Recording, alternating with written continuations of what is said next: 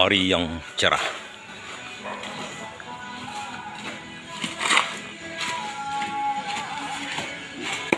Inilah keseharian kita sebagai para tukang-tukang. Apa yang dilakukan sebenarnya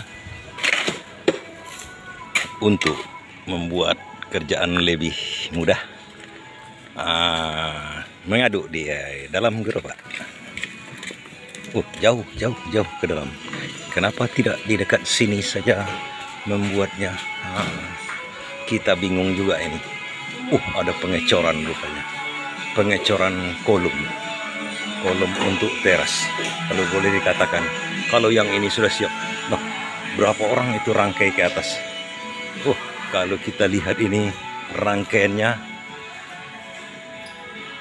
luar biasa. Apa yang terjadi di sini?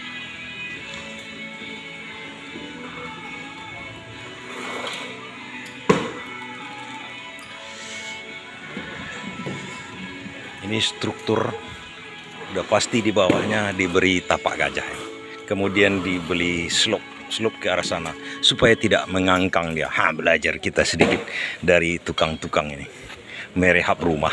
Jadi persoalannya yang harus kita tanya sebenarnya kepada orang ini adalah begini, kawan-kawan. Ini kan merehab rumah dan ini bekerja mengecor di sini. Kok materialnya nggak diaduk di sini? Kan bisa sebenarnya di sini.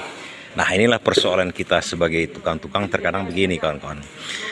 Kita tukang-tukang kesulitan kalau sudah rehab rumah, apalagi rumah agak sedikit mewah begitu kan. Ini lapangannya sudah tertata. Lapangan sudah tertata sebenarnya, ini sayang dirusak. Dan kadang-kadang ada perjanjian dengan yang punya rumah, tidak boleh dirusak, apalagi ada kolam renang di sini. Kita bisa perhatikan ada kolam renang yang udah cantik. Nah, kalau seandainya kita rusak ini, perjanjian pertamanya itu tidak boleh kita rusak. Kita kesulitan, walaupun dialas dengan triplek di sini tetap juga hancur. Nah, sebagian memang tetap akan hancur dia. Seperti kita lihat di sini. Kalau kawan-kawan bisa tengok di sini, kita bisa tengok dulu. Nah, tetap ada kehancuran-kehancuran yang dibuat oleh kita para tukang-tukang. Tak bisa dihindarkan. Terasnya udah cantik, tetap harus dipermak begini. Namanya rehab. Seperti begini. Oke, seperti begini. Nah, kita perhatikan. Ini pembuatan tapak gajah, kemudian slope-nya di bawah. Di sini juga ada slope-nya. Apa tujuan slope-nya ada di sini? Sebenarnya itu ada slope sini. Tujuannya supaya ini jangan bergerak di bawahnya. Jadi ditahannya. Jadi kalau struktur boktoran seperti ini harus ditahan seperti begini. Oke, kita lihat. Rumah udah cantik. Awal-awalnya sudah cantik.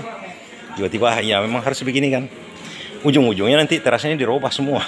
Nah, sebenarnya kalau kita lebih bijaksana, kita sebagai tukang, ini teras cantik ini, tidak akan ada lagi nanti. Ini robah lantainya biasanya. Kita bisa buat perjanjian sama yang punya rumah. Dikatakan sama dia, dibilangkan sama dia, bahwasanya kalau seandainya ini dipakai juga nanti akan rusak. Mungkin dirubah. Nah, kalau itu bisa kita rundingkan dengan yang punya rumah, kita bisa ngaduk di sini. Tidak ada masalah lagi, nanti dibuang. Karena kalau mengaduk seperti ini bisa kita perhatikan, kawan. Kita mengaduk di sini, kita lewat di sini dulu. Jaraknya antar tempat adukan ini dengan tempat adukan, tempat kita ngecor ini. Karena ini akan dicor semua sampai ke sana juga, sampai itu juga. Semuanya harus dilaksanakan dan nanti dicor lagi. Jaraknya ini kita bisa perhatikan tidak terlalu jauh memang, tapi kan membutuhkan tenaga. Ada 1 orang lagi.